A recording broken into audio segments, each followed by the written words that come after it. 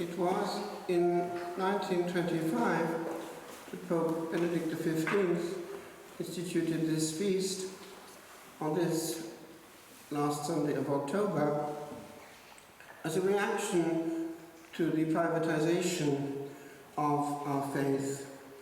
For the King of Kings is Lord of all and has his rights, even his public rights. It would seem that right now, Old Nick has acquired more public rights than that king. This week ahead will witness a lot of official, gruesome celebration of darkness. And it's not good. It's not good for children. It's not good for ourselves. Celebrating the dark is questionable. What are we doing? Who's pushing it? You know who's pushing it. And you observe that after Halloween there will be an increase in the likes of suicide, because demons seem to be given more power by these strange events. You may not believe me, but I'm telling you, human sacrifice goes on in the night of Halloween. It's very spooky. Spooky is not actually strong enough. Satanic. You know that the founder, so-called, of the Church of Satan, Anton LaVey, had a strange death.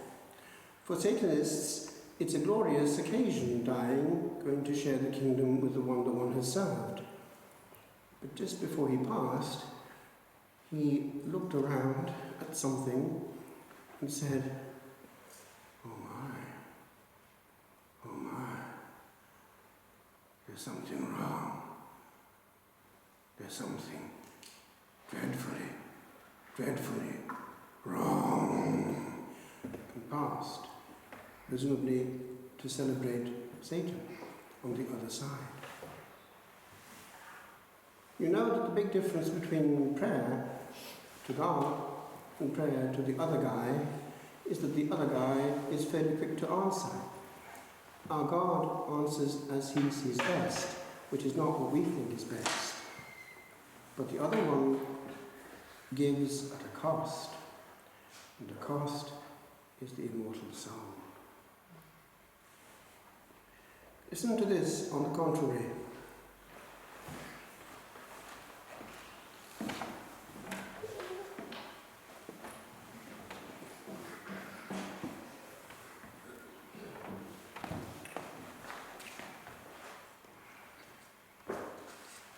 In the old missal, by the way, this has had to be pasted on afterwards because it's a recent feast. But the preface, it describes the kingdom of our God and King, the one that we're celebrating on this, his feast day.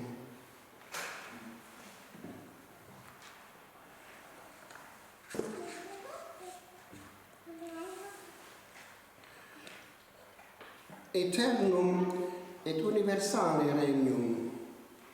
That's clear enough. Immense tue traderet Majestati. So he would hand on a glorious kingdom to this Majesty that we all serve. Regnum veritatis. Truth. Where is truth in our day? Et vitae. Life. Regnum sanctificationis et gratiae. Regnum justitiae, amoris et pacis. The kingdom that we should be bathed in is therefore love and peace. That is not what is pumped at us right now by the media. Why? The other guy is largely in possession of it. So be careful before exposing yourself willingly to more of this stuff. It will, by osmosis, enter into your soul. You don't need to be agitated by unpeace. We're only here once. The kingdom of Satan is based essentially on following the pattern laid down by that same enemy so that he can get our soul. So he will get it by what will attract. He will get it by the fact that we are only attracted by what satisfies us by an apparent good. It's always an apparent good. In the process, he will destroy the means of saving us from it. He will attack the sacramental system and the church. Now, in so doing, he will therefore always hit hard at the rights of this same king. It's happening in our society, it's happening on governmental level, which probably is pushed by other forces. Voting in such things as abortion, euthanasia, and the like could have consequences in the beyond. We know from the fairly recently deceased Father Joseph, that Indian priest who died and came back to life in a terrible accident, having seen the other side, the people were in hell because of things like euthanasia and abortion. So it's not a good policy to vote for or to get involved in. The rights of our God. That same satanic power is infiltrating, unfortunately, the church itself in such a way that the rights of God are attacked from within. And he uses people who have usually a fairly superficial faith and awareness so as to push his agenda. Because if we're honest, we all have some kind of awareness that this or this can't be right. It's just that perhaps we haven't got the words to use to put it in. Some time ago, a lady, a young mother of a family, wrote to me upset because she was teaching her little children to receive a blessing from the priest when they could not yet receive Holy Communion. And they were finding that lay people, extraordinary ministers, were trying to bless them, and they, as their mother, were very perplexed. That same mother was also very perplexed when she saw that these same extraordinary ministers were easily going up to the tabernacle, opening it, not genuflecting, and do what they thought they had to do and had a right to do. I remember actually when I was in Italy, because if one wasn't in celebration, if one was in choir, one had to, if there were too many in church, go to the tabernacle and bring in an extra ciborium. And as sacristan, deacon and then priest, I had to do that. But it meant, as I was taught, putting on the humeral veil. Going to the tabernacle, which is actually in the side chapel, and genuflecting, and taking it to the altar, leaving it there next to the celebrant, genuflecting again, and going back to choir until after communion had been given to everyone. And there would always be a novice next to each one of the priests, making sure that the hosts were received and consumed straight away. That was important when you've got 500 people in church.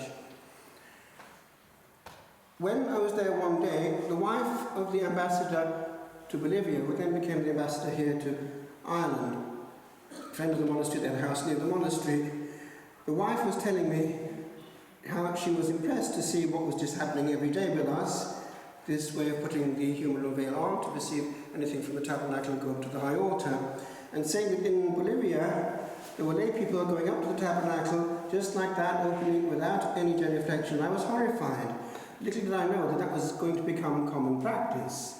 Well, against that, this letter, I had asked this good mother, okay, write to the congregation for divine worship and discipline of the sacraments about these questions and ask them directly.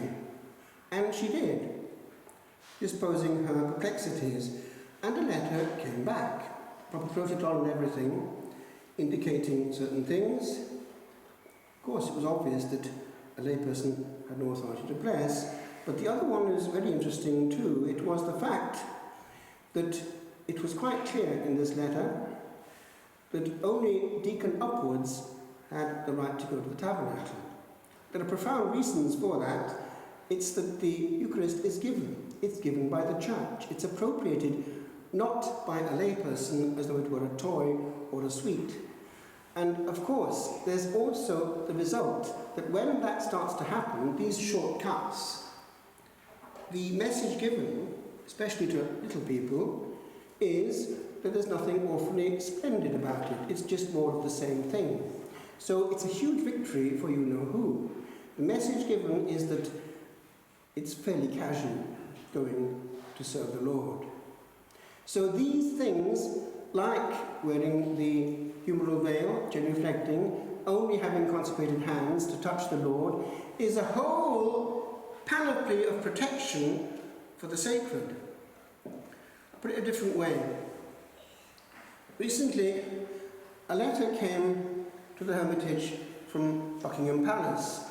It was because I had dedicated the complete corpus of works, that's over 1,000 pages of poetry, to King Charles for his coronation, and the title Ad Majestatem was linked with that. And he was moved, especially with the promise of supporting him in prayer as a Christian king, serving that same Lord of Lords, because he has Christian awareness. What am I saying? To get that letter to Buckingham Palace, there was a whole protocol, a whole correct language, a code of behaviour, even in writing, to be observed. And coming back, the same. Respect and following an order of things received, so that actually we are aware, we're not handling just a mate, that there's superiority and order here, in the service of the higher order. For authority, rightly in place, is part of a greater order. Hence, anarchy is part of the game of Satan. What happened in the Bolshevik Revolution was precisely attacking the order that was there, was protecting the Church of the East. It was all to do with violence, the language of Satan, destroying churches, destroying the sacred. Where you see that happening, it's service of the wrong side. I come back. To serve our God and King, we must do it under his terms. To try to invent our own ways of appropriating his things, of placing man in a situation of being self-glorified and getting gratification, is a form of sacrilege. In Welsh, sacrilege is cysegod ladrad, the stealing of the sacred. Man, for instance, who makes of the sacred liturgy, the divine liturgy, a podium for theatrical performance. A lady who loves her voice and dresses inappropriately to draw attention to herself. And all this plethora of people who don't need to be in the sanctuary. It's more of the same thing. We have made of our assemblies meeting places for man. And all this clapping that goes on in church is a desecration again of the glory of God. Man, how great I am. Pope Benedict instructs us very well that from the moment of the offertory onwards, the dynamic is not towards man. It has to be, until that moment, communication of the word and therefore personality, yes, for God, otherwise it's just a lecture. But afterwards, man does not exist.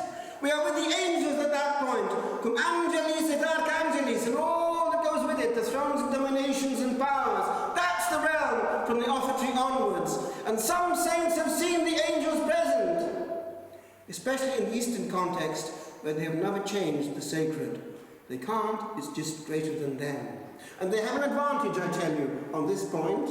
Their bishops are nearly always taken from the monastic world because of the rule of celibacy for bishops, which means that all their bishops are coming from hours and hours of prayer and fasting and divine liturgy, the mystery, the other, the higher power, not man. So it wouldn't cross their mind to start to put secular music in church or to start applauding. It just would horrify them. And we need them. We need the influence of the East. Unfortunately, through the split, we're influenced too much by the West, especially by the Protestants. And we make bad Protestants when we try to ape them as well. I conclude, my friends. Do you think God is changed or brought down a notch by our bringing him down? He is unchanged, the Alpha and the Omega. And all this will come back to us 1 second after we face him. Do you think we can bring down God. All this crying out against God in this world will suddenly be silenced. And all these noisy people will imitate the noisy ones of below and one day be silenced and have to face what sin is without any distraction. The soul that has served the wrong power will go to that power. We need to be careful. Christ is